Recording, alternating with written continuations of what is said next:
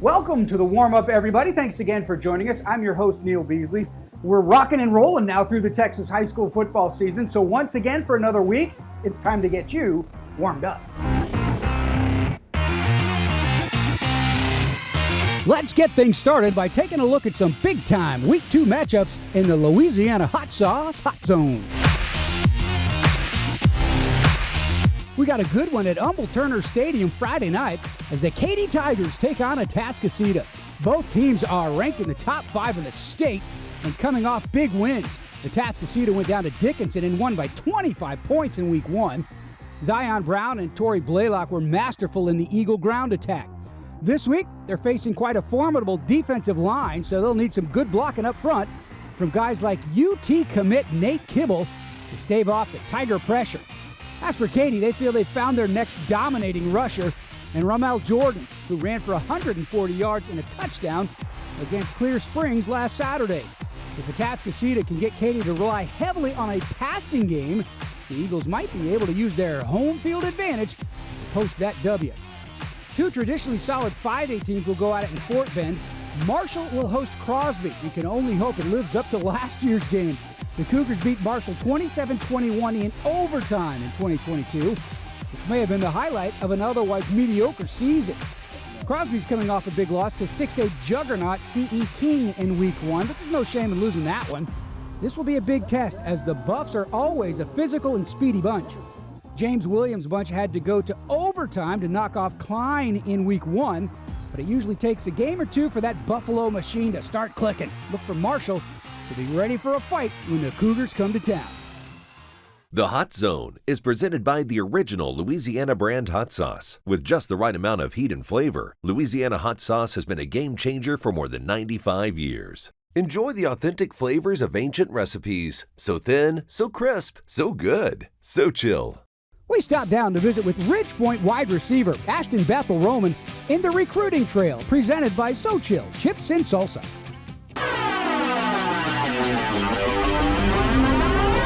Hi, my name is Ashton Bethel-Roman. I'm a wide receiver at Ridge Point High School. Just being in that SEC, just wanting to play with the highest competition in college football itself, and just the coaches too. Coach Sam Pittman, he's like a grandfather, the way he talks and acts and carries himself, and Coach Kenny, they're just them together. And the new OC, Dan Enos, and it was a place for me.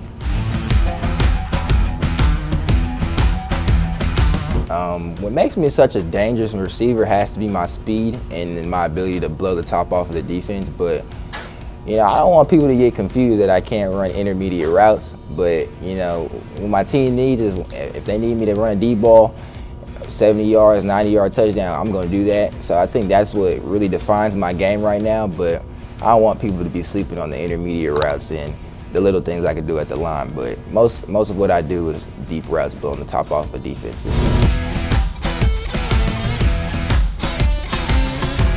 Something I like playing now that I'm a senior, I feel like I'm an old head, and I feel like I'm just giving knowledge out to the especially the receivers in my position. Like they aspire to be me and do what I've done, and be in the place I'm at, being a D1 athlete.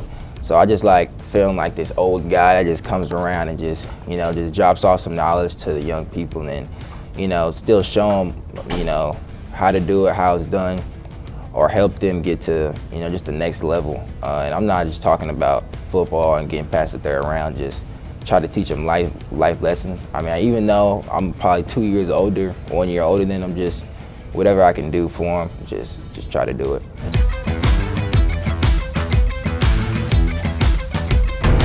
I want them to remember, because I come from great stock, being the son of Mark, and played at LSU and then went to the league for 10 years, and my mom, who ran track.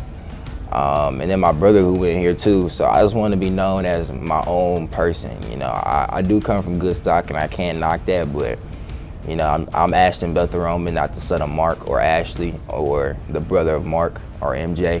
So really just leave a mark on the school, just saying, oh, this is Ashton Bethel-Roman that came through here.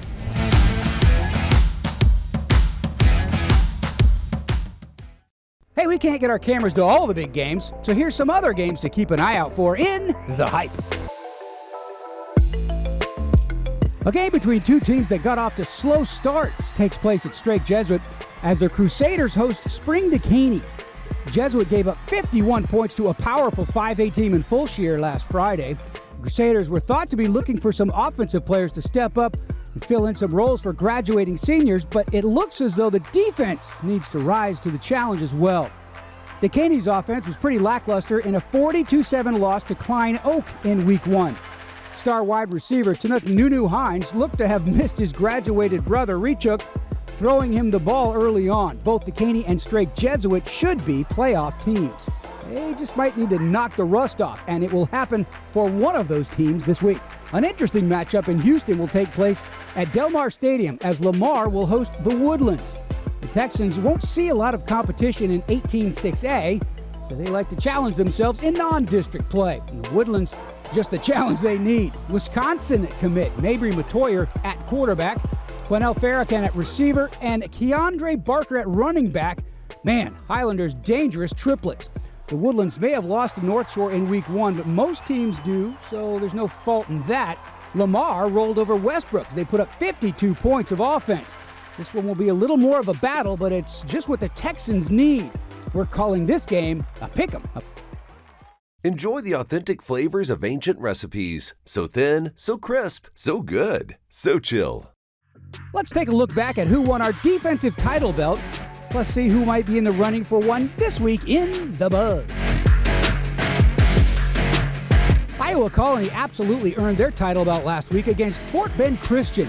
Defense exploded with big plays in the second half, including 2 pick sixes, as the Pioneers were victorious 38-13. This week, keep an eye on Klein Oak to possibly be up for one of those sweet belts. The Panthers put on quite the defensive show last week, holding Decaney to 7 points.